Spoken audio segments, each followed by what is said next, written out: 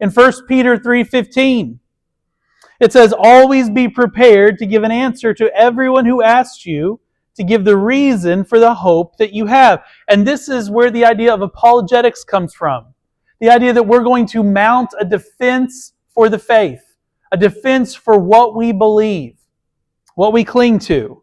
Now, last week we looked at the idea, the myth of neutral ground, of common ground, that there really isn't any common ground between believers and non-believers, between Christians and the world. There's no common or neutral ground because we're in spiritual warfare. And so you've got to pick a side of that battle. You're either on the side of God, the side of Christ, the side of the Bible, or you're on the side of Satan and the world. You're against Christ. It's what it means to be engaged in a war or a conflict. You have to pick a side. It's good versus evil. Okay? And so it's important that we be mindful of that. We also looked at various evidences for God and the Bible that you can use and bring up when you talk to people about God and your faith. And so today we're going to continue this series of lessons, and we're going to look at dinosaurs. And you might be asking yourself, what on earth do dinosaurs have to do with the Bible? What do they have to do with my faith? What do these things have to do with God? Like, why would we talk about dinosaurs? And I'm just going to suggest to you that this is a very important subject that we talk about, because the world uses dinosaurs to talk people out of faith. The world uses dinosaurs to push the theory of evolution, to push that Earth has been around billions of years. And so it's an indoctrination tool that is used by the world to dissuade people that the Bible is true, to get people talked out of the fact that God is real and the Bible is His Word. This is from a really popular book. It's called Abusing Science. It's an old book. It's the case against creationism. So this is actually what you might call an apologetic book for evolution. And in this book, this Dr. Kitcher, he says he admits that the solid evidence for the coexistence of dinosaurs and humans would shake the foundations of evolutionary theory. That's why it's important we talk about dinosaurs. Because if you can show that dinosaurs coexisted with mankind, it destroys so much of what evolution is built on. Remember, evolution is a house of cards. It's a lie made up by man. So ultimately, it's not based in fact, it's based in theories. And so you're able to punch holes in these theories, you bring that whole house of cards down. Because understand that from a secular point of view, if you believe in evolution, you do not believe that dinosaurs and mankind existed during the same time period. It's a fundamental fact that they cling to. Over in 2 Corinthians 10:5, it says, "We demolish arguments and every pretension that sets itself up against the knowledge of God. And we take captive every thought to make it obedient to Christ." And I'm going to submit to you that the subject of dinosaurs is no different. We take the subject of dinosaurs and we take it captive for Christ. Dinosaurs do not belong to evolution, and they do not belong to the secular world. Dinosaurs belong to God, just like all of God's creation belongs to God. Every animal that has ever existed is God's creation. And they are all designed with an initial purpose to glorify Him. That's true for humans too. That's true for everything that God has created. Everything that it's part of God's creation is to the glory of God. It's to praise God. And so, there's a biblical way to talk and think about dinosaurs, and we should know about this. Now you might ask, see this skeleton here? This is of the Tyrannosaurus Rex. It's a real popular one. I would say it's an icon of dinosaurs. When you think about dinosaurs, you typically think about this dinosaur. And so you might ask, why would God make a monster like that? That is a huge beast. Okay? There are skeletons that we have found that the head of this creature, its mouth is 5 feet in size. It could swallow a man whole. Okay? As a matter of fact, I brought this here just to kind of as a way of showing you, but this is a replica dinosaur tooth. It's to scale. It's 6.5 inches long, and it's serrated. It's got a serrated edge on it because that's the way that those teeth are shaped. And this creature has a whole mouth full of these giant, enormous teeth. And so you might think, well, that's terrifying. Could you imagine seeing something like that walking around? Why would God create such a thing? And I'm just going to suggest to you, the same reason God created giant squids, the same reason God created sharks. There's lots of scary, very powerful, terrifying creatures in God's creation. But it's important that we understand they weren't created scary. They weren't created as something man should fear. Okay? In Genesis 1:29, God says, I give you every seed-bearing plant on the face of the whole earth, and every tree that has fruit with seed in it. They will be yours for food. And to all the beasts of the earth, and all the birds in the sky, and all the creatures that move along the ground, everything that has the breath of life in it, I give every green plant for food. And it was so. In the beginning, when God created everything, animals ate plants. Humans did too. Humans don't start eating meat until after the flood, by God's word. But in the creation, originally, animals weren't something that you had to worry about eating you. No matter how big, no matter how powerful that they were, humans and animals could live and coexist together in peace and tranquility. And so we have to understand this, that God made animals good at the beginning, and there was no violence and there was no bloodshed. So there was no meat eaters, because the meat eating comes from violence and bloodshed and death. And those things didn't exist at the beginning. And you say, well, you're looking at that mouth, you're looking at those teeth, and you think, how on earth could that thing eat plants? But God says that it was. And I'm just going to suggest to you that having long, sharp, serrated teeth makes it a perfect candidate for eating watermelon and cantaloupe. There are lots of vegetation, lots of plants, lots of fruits that have a very hard shell on the outside but are soft on the inside. And what do we use to open those kind of things? We use a knife, and it's got a serrated edge. And so just because an animal has long or sharp or big teeth does not mean that it started off aggressive or hateful or mean or dangerous to mankind. That's making an assumption that's just not there. Here's another skull, and this thing has big teeth too. Very sharp, very oversized, large teeth. But it doesn't eat meat. We know it doesn't eat meat because this animal's still around today. That's a fruit bat. They eat fruit. And yet they still have huge, large teeth for the size of their head. And so having large or sharp teeth doesn't immediately define something as a carnivore. And so that's an important thing to be aware of when you look at dinosaurs.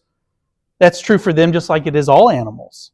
Okay? It's not till after the fall that animals become territorial, where they become aggressive, where they start killing and eating flesh.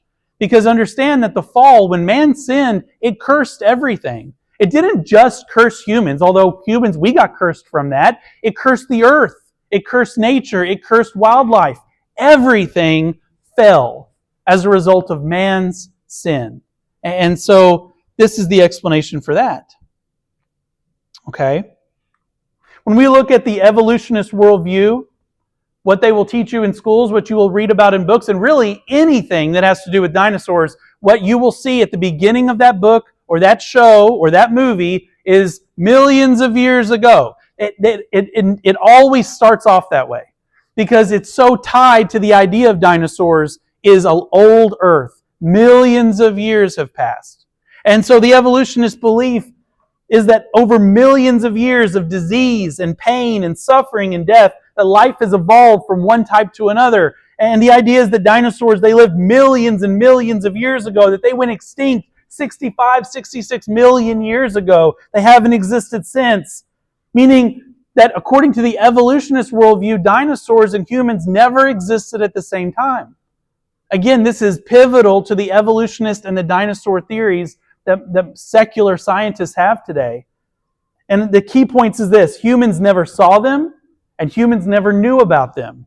We didn't discover dinosaur bones in modern times until the 1800s. So prior to that, there should be no record of dinosaurs, right? because humanity didn't know about them, according to the evolutionists. Dinosaurs were prehistoric, is what we're told. They're pre-humanity. What does the Bible say?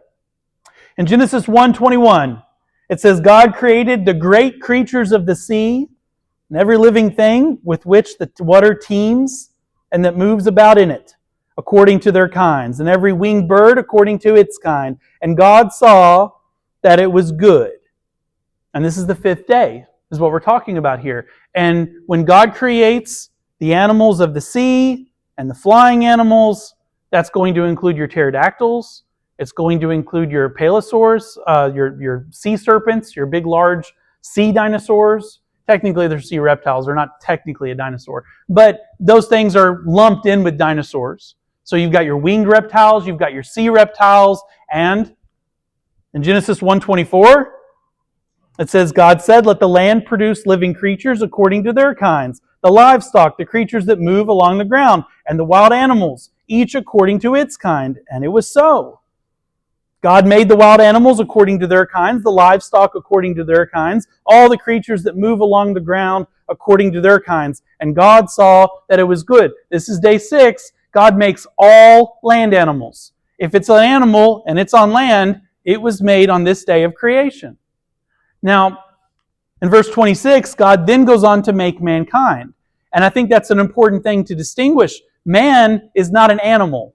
I know science will tell you the opposite. We're just another creature. We're just another animal like everything else. We're not. We're distinct and we're different from animals. God saw fit to tell us so. We're made in the image of God. Animals are not. And yet it's all God's creation, but humans have a distinction about them. And so in verse 126, God said, let us make mankind in our image, in our likeness, so that they may rule over the fish in the sea and the birds in the sky and over the livestock and all the wild animals and over all the creatures that move along the ground. Man has dominion over God's creation because God has given it to us. Okay? And we also see in Genesis 6:20, 2 of every kind of bird, of every kind of animal, and of every kind of creature that moves along the ground will come to you to be kept alive. This is talking to Noah at the time of the flood. 2 of every creature, and there was more of the clean creatures too that God will go on to explain. But the point is this, every creature that God created, if it breathed, if it was on land, or that it flew, it went in the ark. So here's the creationist worldview. Creation took 6 days, that's it, followed by a day of rest. God created all sea and flying animals on day 5. God created all land animals and man on day 6. And that means humans saw dinosaurs. They knew about dinosaurs. Dinosaurs are a part of our history. It's not prehistoric. They're part of our history. They coexisted with mankind before and after the flood, just like every other animal. There's no exception for dinosaurs in that. And that was true until they went extinct. Okay? So you might ask, well, what about dinosaur fossils? Don't the fossils that we have of dinosaurs show that they're millions of years old? And that's a good question. And that's a question that will likely come up when you talk to people about this subject. So how do we answer that? Well, there's 2 types of dating that gets used for dating dinosaur fossils. The first is radiometric dating. It's not very accurate at all. As a matter of fact, it's downright awful at dating things. And we know that it's awful at dating things because it is very inconsistent and inaccurate. As a way of example, when Mount St. Helens blew, it created new rock from the explosion, from the volcano eruption. And so years after that, scientists actually took that newly formed rock. We knew exactly how old it was. It happened at the time of Mount St. Helens, okay? So we have a timestamp for that rock. Well, they used radiometric dating, and it came back that it was hundreds of thousands, if not millions of years old. But we know that that's not true. And so just using the scientific method, we know that radiometric dating is not accurate for having any kind of time scale on how old something is. And yet, that's the process that gets used on dinosaur bones. That's how they get the millions of years. The other method is carbon dating. Carbon dating is much more accurate. It's still not perfect, but it gets you really close as far as comparatively speaking to radiometric. And the reason why is because it is measuring the rate of carbon-14 turning into nitrogen, okay? So it's measuring that. And that's a good way to measure bones. Because once you stop eating, once you die, you're not putting any more carbon-14 into your body. So there's just a process in which it decays.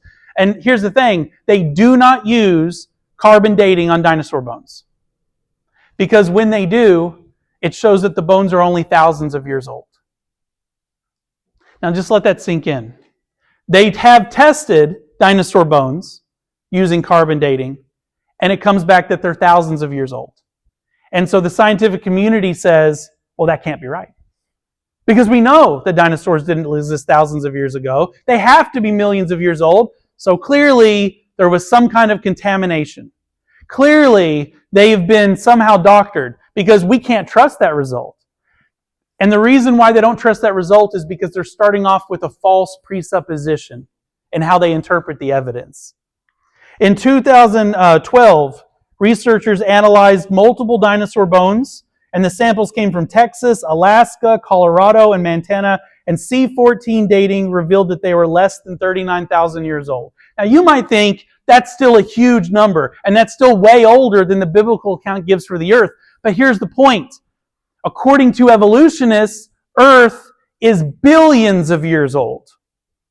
They say dinosaurs died out 66 million years ago. That's on one end. And then the Bible says 6,500 years. Where does 30,000 fall towards? You see, it proves that they can't be millions of years old. Even if the result's not 100% accurate, it's on our side of the fence. It's not on the world's. But this gets neglected. These findings were actually presented at a scientific conference by a physicist, a German physicist, Dr. Thomas Seiler, and the evidence was rejected. He was scoffed at, even though he showed evidence that showed that their evolutionary theory didn't hold up. In 2015, researchers confirmed C14 in a Triceratops bone from Montana. And again, if it's millions of years old, there would be no C14 left in it. It has a set decay rate of 5,700 years, a half-life. It cannot exist for millions of years. It just can't. So you find things with C14 in them, it's showing that they're not that old. Okay? In 2019, a Centrosaurus bone was found in Canada, and it dated to 33,000 years old. Every time they do the test, it shows thousands of years, not millions. And so they don't test them anymore. Not with that form. So carbon-14 dating is evidence that dinosaur fossils are not millions of years old. It completely debunks the idea whole cloth. So that's good to know that. We also know that when we dissolve away the outer layer of dinosaur bones to study them, the interior of them is not fossilized. And scientists don't have a good explanation for that. They're not mineralized. There's still soft tissue inside the bones. And this is something that was discovered back in 2005. Back in 2005, there was a T-Rex femur bone that was being moved, and they broke it on accident. Now those bones are expensive and they're rare, so it's not like people want to break them or cut them open, but it snapped. It broke. And the inside of it was still gooey. It's still got blood in it.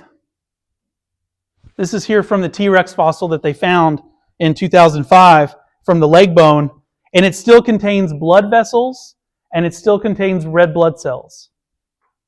That cannot happen if it's 70 million years old. Okay? As a matter of fact, the person who discovered this was a female scientist. She's an evolutionist. She's not a creationist. She was baffled by it because this shouldn't happen. She redid the test 5 times. But sure enough, you got T-Rex blood right there. Okay? As a matter of fact, the tissue in there is still spongy. They can pull it apart and it snaps back in place. There's nothing fossilized about it. So,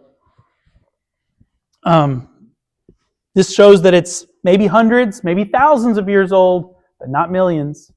So again, these lines of evidence are in our favor, not the world's. And that's why they don't get talked about much.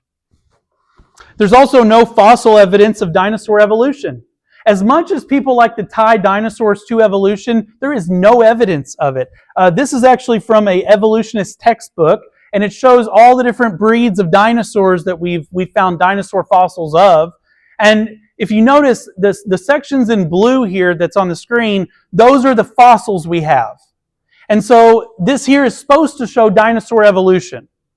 But if you notice, all the evolution segments, all the branching off sections, there's no blue. Because they've never found a single bone that shows that dinosaurs have evolved. Meaning the T-Rex has always been a T-Rex. And the Triceratops has always been a Triceratops. They're not evolving from one type to another, not in any of the fossil records. Every part of the whole theory of evolution is purely theoretical. It's never been shown through observable science, and there's no evidence in the fossil record of it either. I think that's fascinating. Because if evolutionary theory was true and accurate, we would expect to find all kinds of fossils from the branching sections, but we don't. There's also been a big push in recent years to put feathers on dinosaurs. If you notice this, a lot of the modern fiction about dinosaurs is coming out showing them with feathers all of a sudden. That's to push a theory that dinosaurs evolved into birds. And that theory got popular, and so now you see it in all the shows, and you see it in all the TV books, or the books and the TV shows about dinosaurs, the movies about dinosaurs. They're trying to do that to push that theory. But again, that's not what the science shows us. We know that they had reptile skin. We know that they had scales because we found fossils with their skin imprinted on them. There's actually a fossilized section of dinosaur flesh. It's scaly. As a matter of fact, there to the right, you actually have a face of a dinosaur that got fossilized. My kids would know that as Bumpy. It's a cartoon character that they like, but it's that type of dinosaur. And sure enough, you can make out its whole face in the fossil that we have. So yeah, they were reptiles. We know that. But again, it's not really about fact. It's about pushing an agenda, and that agenda is against God. And so you might ask, well, why, if all this is true, why isn't the word dinosaur in our Bible? And why don't we read about dinosaurs in history? Like, if they're part of history, if they're part of the historical record, shouldn't we see evidence of them? We do need to remember that the word dinosaur is relatively recent creation. It wasn't invented until 1841. It was invented by Sir Richard Owen, who, by the way, was not an evolutionist. He was a creationist. But he coined the term dinosaur. And it's also important to note that prior to him coming up with that word for the giant reptiles, these giant fossils that we were finding, prior to that, there was a word that got used in museums and in textbooks. It was dragon. Dragon was the word for dinosaur before the word of dinosaur was created. And the word dinosaur just means terrible lizard. Okay? Dragon comes from the Greek word a drakon, and it means a huge serpent or a saurian, just meaning a large reptile. It can also refer to a monster, just something you see that's just a horrible thing to behold, or something formidable. These are all words that the word drakon could mean, that we get the word dragon from. And we see it in the New Testament, this word get used. In Hebrew, the word's tannin. And there are lots of passages in the Bible that translate the Hebrew word tannin. Sometimes it's translated as dragon. Sometimes it's translated as sea creature or sea monster or sea serpent. It can also mean a sea or river monster or a serpent. It applies to marine or land monsters. And if you were looking at a dinosaur, that's what you'd probably call it if you've never seen one before. That's a monster, right? Here's a dinosaur they call Draco Rex. What does that look like to you? It looks like a dragon. As a matter of fact, that's why it has the name it does. When they found this skeleton, they said, that looks like a dragon. And that's, so they called it that. But if you saw a creature that looked something like that, well, it fits the description of what we think of as a dragon pretty good, I reckon. We've also got pterodactyls, pterosaurs, flying winged serpents, right? And these creatures here, we found them of all sizes. They come as small as sparrows, so just small little birds, but we have found some of these skeletons to have 40-foot wingspans. Now, just imagine you saw something that looked like that had a wingspan of 40 feet. What would you call that? Dragon, right? So let's go to the book of Job. If you want to look along yourself, you can turn to Job chapter 41. God, when He talks to Job, He describes several animals. Among those animals, we're going to look at two today, Leviathan and Behemoth. And it's important to note, these are not mythological creatures. We know that because when God speaks to Job, He's referencing these animals and then making a point about it, about His might, His power. If Job had no idea what was being talked about, then it wouldn't make any sense. Job would just be left scratching his head like, I don't know, God, I don't know what you're saying. But he did know. So these were creatures that Job has seen or knows about for God to use them as reference points, okay? So let's look at Leviathan. In chapter 41, verse 7, it says, "Can you fill its hide with harpoons, or its head with fishing spears? If you lay a hand on it, you will remember the struggle and never do it again. Any hope of subduing it is false. The mere sight of it is overpowering." Down in verse 12, "I will not fail to speak of Leviathan's limbs, its strength and its graceful form. Who can strip off its outer coat? Who can penetrate its double coat of armor? Smoke," down in verse 20, "smoke pours from its nostrils, as from a boiling pot over burning reeds. Its breath sets coals ablaze, and flames dart from its mouth." In verse 22, "Strength resides in its neck. Dismay goes before it. When it rises up, the mighty are terrified. They retreat before its thrashing. Nothing on earth is its equal, a creature without fear." Now, some Bibles in the footnotes will put possibly a crocodile. The footnotes are not inspired. Those were added by men later as just helpful, useful tools in research aids. So that doesn't mean that the footnotes are accurate, but that's not a crocodile. Okay? Nothing about that description says crocodile to me. And I'll point out, there are people that will swim with crocodiles. There are people that will hunt crocodiles. There's all kinds of YouTube videos of people messing with crocodiles. God says, if you messed with this creature, you will not do it again. It's not a crocodile. Furthermore, crocodiles cannot breathe fire or spit acid or do anything else that might be what God's talking about when He talks about the smoke and the flame coming from its nostrils and mouth. But what might have done that is this creature, a plesiosaurus, sometimes called a mosasaurus. These were sea reptiles, okay? Well, we lump them in often with dinosaurs, but they're not land creatures. But this creature here grew to be 50 feet in size. It weighed 45 tons. A monstrous beast. And if you saw this swimming around in the water, you would be terrified. Now, as far as being able to breathe fire, I don't know. I don't know because I've never seen one of these creatures in person. I don't know how that makes sense. But I know it does because the Bible is factual. And if God says it could do it, then it could do it. I'd also point out that anyone that might scoff at that idea that an animal could breathe fire, that it's fantasy or that it's not real, you don't know much about biology because there are creatures that can do things like that. This here's a beetle. It's a small little creature, sure, but it can shoot boiling hot chemicals out of it. It looks like fire, right? Now this is just a small beetle, so we're not scared of something like that. But imagine if that was a 50-foot tall beetle. Well, we would describe that as fire-breathing, wouldn't we? And we would all be terribly terrified of that, awfully terrified, because nobody wants to be sprayed with something like that from such a massive creature. So it's possible that it was something like that. And there's other animals in nature too, like the electric eel that can produce electricity. Now, if you had never seen an electric eel before, you might think that that's fantasy. But they're around. So, just because we don't understand it doesn't mean that it's not true. Let's look in Job chapter 40, verse 15. Let's look at Behemoth. God says, "Look at Behemoth, which I made along with you, and which feeds on grass like an ox. What strength it has in its loins, what power in the muscles of its belly. Its tail sways like a cedar. The sinews of its thighs are close knit. Its bones are tubes of bronze, its limbs like rods of iron. It ranks first among the works of God." Again, this is God speaking, so the description is accurate.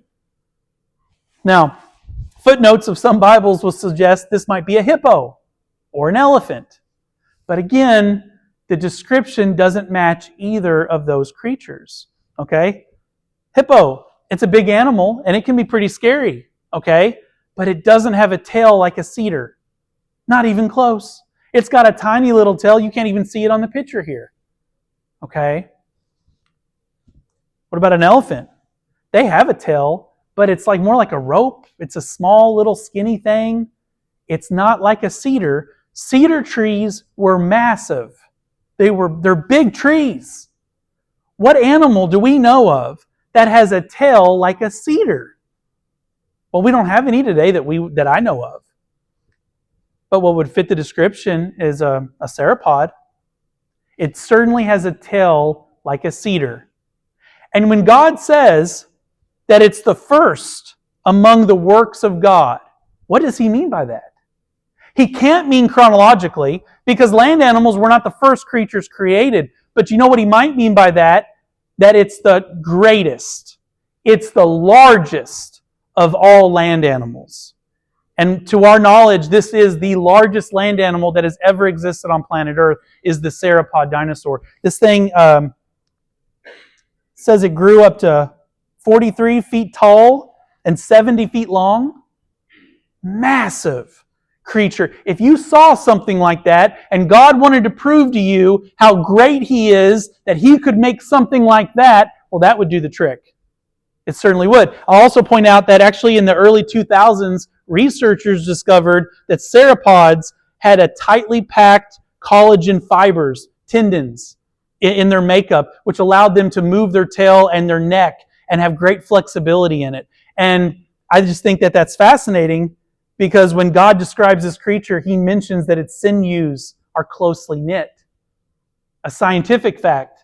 Its tendons are really tightly packed. And that's what we see with sauropods. So I think that that's a fascinating little thing. What about flying reptiles? Well, the Bible talks about them. In Isaiah 30, verse 6, there's listing of several animals here. Talks about the lion, talks about the lioness, talks about the viper, and a flying serpent. Now, none of those other creatures are mythological. So why put flying serpent in there if it's not a real creature either? Because it was a real creature. Just because you don't see them today doesn't mean they didn't exist in the past. Okay? And again, it would match a pterosaur, a pterodactyl, that kind of thing. So I'm going to suggest to you that all three of these types of dinosaurs are mentioned in the Bible. So we do see them. Even though the word dinosaur isn't used, the creature they're describing matches what we call dinosaurs today. And so you might say, well, what about, dragons? It just seems mythical. It seems like fantasy. I'll point out that the term dragon relating to a mythical creature or a fantasy creature, that is a modern trend. That's modern. If you go back to even several hundred years ago, dragon was a word, again, used to describe large reptiles, large serpents, large creatures that we didn't have another word for. Okay? And so the idea that dragon is regulated to myth and fantasy, that is a recent development in the scheme of things, really since the 1800s, when the term switched to being used dinosaur for what was fact, and dragon regulated to fantasy. But that's just a man-made distinction. Okay? I would suggest to you that the ancients knew that dragons were real, and what they call dragons, we call dinosaurs today. Let's look at some evidence for this. This here is a Sumerian artifact. This actually dates back to 4000 BC, but we find this depiction of a scaled creature with a long neck and a long tail. In 3500 BC, this here is a Mesopotamian jasper cylinder seal. It's also from, it's Sumerian, okay? So it's that same region, but 500 years later, as far as dates go. And you've got a four-legged animal, a large animal, with a really long neck and a long tail. Again, it's the same kind of imagery that we get from a sauropod. In 31 BC, we've got this. This is actually Egyptian. Documents the King Narmer. He is returning victorious from war, and he has brought back a long list of animals as captives of war, spoils of war. And there's a lot of animals that are shown on this depiction. In the front here, there are these two large creatures with really long necks that are intertwined with one another. Now, what could that be? Now, they call it a dragon. But, again, could it be that creature? Okay. This here is a dragon statue from China. It dates back to 2000 BC. Okay. And it looks an awful lot like a dinosaur, that what we would call a dinosaur today. You think that it's just random coincidence that man created little statues of creatures that later we find bones that match those creatures that exact? Let's look at some more examples. This is a dragon statue from 2000 BC, again from China, little jade statues. And it looks just like a Protoceratops. Fascinating if that's just a coincidence, because it keeps happening throughout the historical record. Here's another example of a dragon statue from 2000 BC. And again, it matches Protoceratops. Similarities are just very close. Here's another one from 2000 BC. And it matches a Centrosaurus. So, this just is a recurring thing that we see in history. What ancient man called dragon, we call dinosaur. But there's indications that man knew about them. How else would you draw these things? How else would you make these little creations if they had no idea what these things look like? This here is from New South Wales. It's in Australia. And it is an ancient drawing. It dates back to 1000 BC of what the locals, the Aborigines there, called the Great Sea Serpent or the Great Water Serpent. Okay? And again, it matches the appearance of sea reptiles that we have bones for. Okay? This here is a picture that was, the artwork that was erected by King Nebuchadnezzar. So this dates to 600 BC. He commissioned a lot of art along these walls here, and some of them are of lions, and some of them are bulls, and then he's got this long-necked serpent that he has pictures of. And so people that study these things go, well, that one has to be mythological. But again, we find dinosaurs that match that same description. Okay? Plateosaurus looks just like that, or very close to it. We have Herodotus. He wrote in the 400 BC. In Book 2, this is what he writes. There is a place in Arabia, not far from the town of Buto, where I went to learn about the winged serpents. And when I arrived there, I saw innumerable bones and backbones of serpents, many heaps of backbones, great and small, and even smaller. So he says, I found a whole graveyard of these creatures, some large, some small, and some tiny. Okay?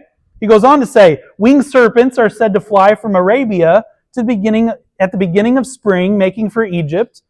But the Ibis birds encounter the invaders in this pass and kill them. The serpents are like water snakes. Their wings are not feathered, but very like the wings of a bat.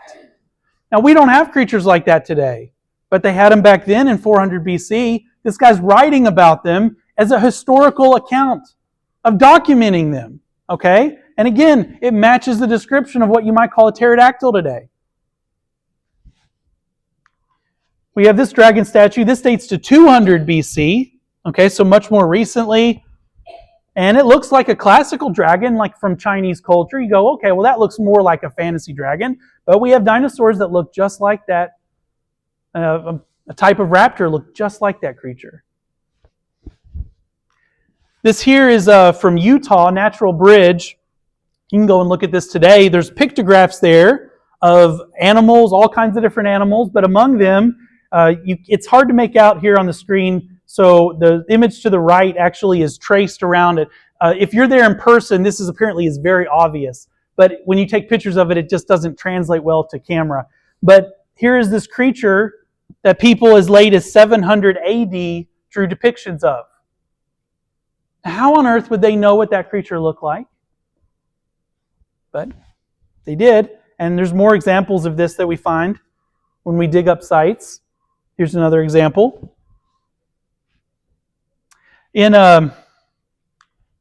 Here's an animal carving from 1100 AD. So we're getting pretty close to modern times, right? What does this creature look like?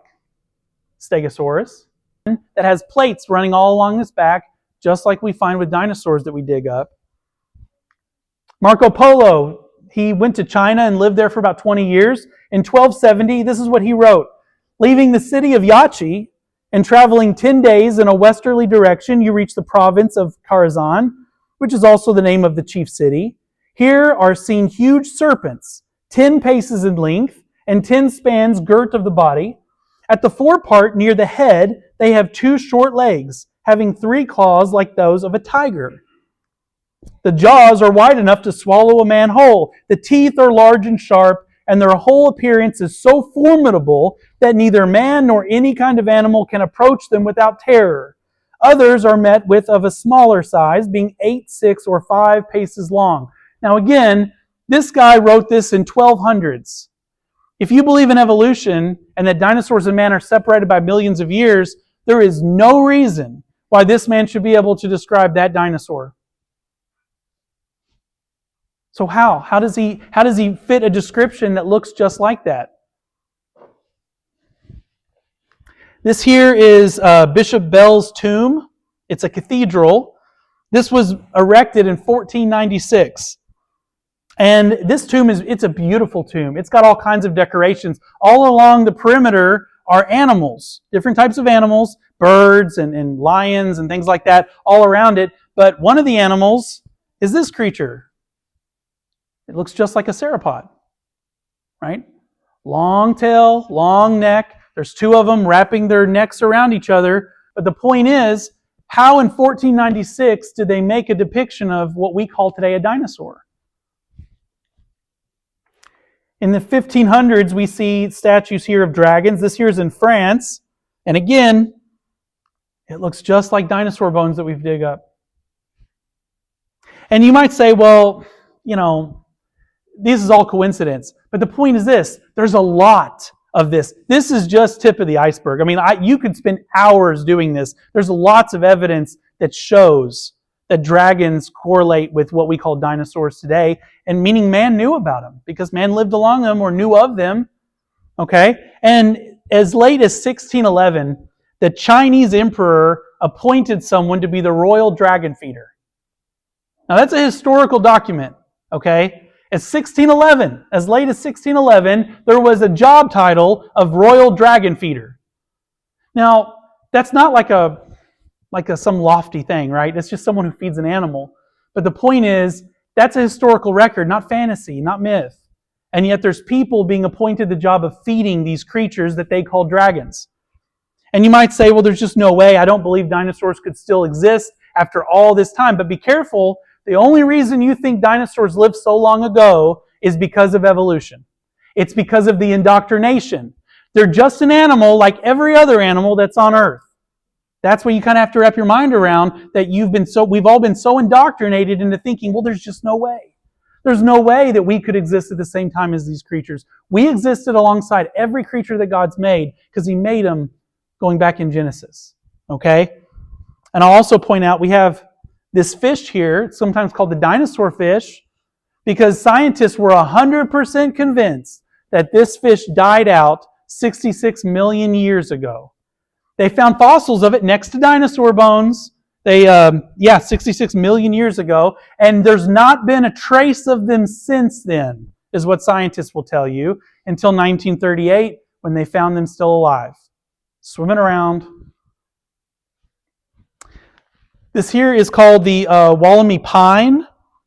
It's sometimes known as the dinosaur tree. Why? Because we find fossils of this tree right next to dinosaurs 65 million years ago, and we have not found this tree since on Earth all these years. And so scientists have always believed, well, it had to have went extinct with the dinosaurs so many years ago. There's no way that tree could still exist today, right? Well, in 1994, they found them still alive, growing in remote places of the earth. And my point is this, just because science holds something to be a fact or a true, doesn't mean that that's factually untrue. It just means it's their theory. It's what they think. And again, they're starting off with the wrong presuppositions. They're starting off thinking about things that the earth is billions of years old. It's not. It's not. And science shows that. So when you cut away the rhetoric and you cut away the indoctrination, you get a different story about these things. Accounts of dragons, they're found in almost every human culture, going back as far as we've got recorded history. We see dragons talked about. We see them talked about. We see them discussed. And the simple answer is, well, they were just dinosaurs. And we just had a different name for them back then. And you might ask, well, why did dinosaurs die off? Right? What killed them? Because that's usually a good follow-up question. Well, if they existed and they were with man for so long, why are they not here anymore? And I would suggest to you for a number of reasons, just like with other animals. There's famine, there's disease, there's just natural disasters. Probably the biggest thing, though, is humans. We are really good at killing things. And I'll point out that when it comes to creatures like the blue whale, most of us in this room have probably never seen one. We all believe they exist, right? The largest sea creature that God's ever made that we know of. And yet it's almost to the point of extinction today. Why? Because of man. We are really good because God gave us dominion over the earth. And so we often abuse that, unfortunately, and we kill creatures off. They do die off for a number of reasons. But ultimately, the reason why dinosaurs aren't around anymore, the reason why they all died off, is the same reason everything dies off, and it's because of sin. In Romans 6:23, it says, "The wages of sin is death, but the gift of God is eternal life in Christ Jesus our Lord." And here's my point. When you see skeletons of dinosaurs and these creatures, these mighty, huge creatures, these really cool-looking creatures, you see these things in museums, you see them talked about, it's important that our minds should always go back to the flood. And they should always go back to how God made reality and then how man ruined it through sin. Because ultimately, the reason why all creatures die is because man sinned. Man got this world cursed, and it's been cursed ever since. And the only solution to that curse is Christ. That's the solution. And when you have the opportunity to talk to people about this subject, I hope you bring these things up, because we need to take back dinosaurs for Christ. Just like we're told in Scripture, take every thought, every idea captive for Christ. And there are biblical solutions to these things. There are biblical theories that you can apply. You do not have to buy in to what the world tells you is factual, because often is the case that it's not. There's a little bit of truth mixed with a lot of conjecture, and it's all with an anti-God bias. Hey there, it's Matt Muccigrosso with Shively Church of Christ. Thanks so much for listening. If you liked the video, hit the like button. If you'd like to see more videos like this, hit the subscribe button. Feel free to leave a comment below. We do read those and respond to them. Have a great day.